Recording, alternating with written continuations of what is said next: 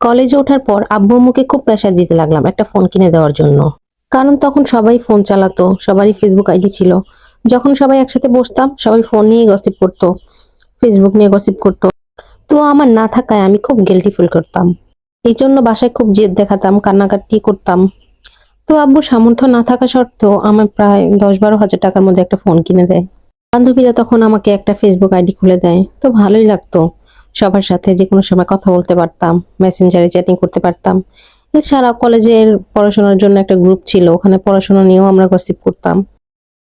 তো এভাবে দিনগুলো ভালোই কাটছিল।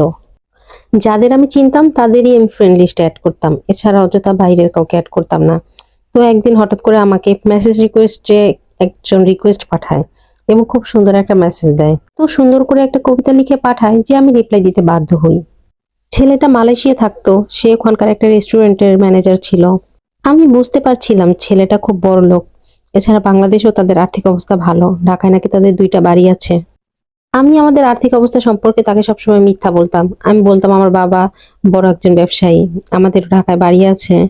মানে আমি চিন্তা করতাম আমার তো আর ওর সাথে বিয়ে করব না, তাহলে ওর কাছে আমি কেন ছোট হব।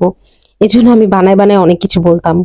আমি দেখতে এত সুন্দর ছিলাম না, সামলা ছিলাম, কিন্তু আমার কণ্ঠটা অনেক সুন্দর ছিল, ভয়েস অনেক সুন্দর ছিল। তো ও আমার ভয়েস এত পছন্দ করে যে সারাক্ষণ আমার সাথে কথা বলতে চাইতো। তো এক পর্যায়ে এভাবে কথা বলতে বলতে আমাদের মধ্যে একটা রিলেশন হয়ে যায়। আমি রিলেশন নিয়ে তেমন সিরিয়াস ছিলাম না, কারণ আমি এ পর্যন্ত ওকে আমার সম্পর্কে যা বলছি বেশিরভাগই মিথ্যা কথা বলছি। যার কারণে যদি বাস্তবে ওর সাথে আমার দেখা হয় তাহলে ও আমাকে ভুল বুঝবে। এজন্য আমি ওর সাথে দেখা করার কোনো ইচ্ছা ছিল না। বিয়ে তো অনেক দূরের বিষয়। আমাদের রিলেশনের 1 বছর কেটে যায়। এদিকে আমার বাবা তার এক আত্মীয় ছেলের সাথে আমার বিয়ে ঠিক করে ফেলেছিল। এরপর থেকে আমি ওর সাথে যোগাযোগ অফ করে দিই। প্রায় 1 মাস আমি ওর সাথে কোনো যোগাযোগ রাখিনি। আমার গায়ে হলুদের দিন হঠাৎ সে আমাদের বাড়িতে হাজির। আমি তাকে দেখে খুবই অবাক হয়েছিলাম। আমার বাবা মাকে রাজি করায় আমাকে বিয়ে করার জন্য। সে যেভাবেই হোক আমাকে বিয়ে করবেই। আমি খুব ভয় পাচ্ছিলাম। আমি ভেবেছি সে হয়তো প্রতিশোধ নিতে চায়। কিন্তু আলহামদুলিল্লাহ আমাদের বিয়েটা হয়। আমার এখন 5 বছরের একটা মেয়ে আছে। শ্বশুর বাড়িতেও আমাকে রাজরানী করে রেখেছে এবং তার রানী হিসেবেই আমাকে রেখেছে। পরবর্তীতে আমি তাকে জিজ্ঞেস করেছিলাম, আপনি কেন আমাকে বিয়ে করেছেন বা আমাকে কিভাবে খুঁজে পেয়েছেন।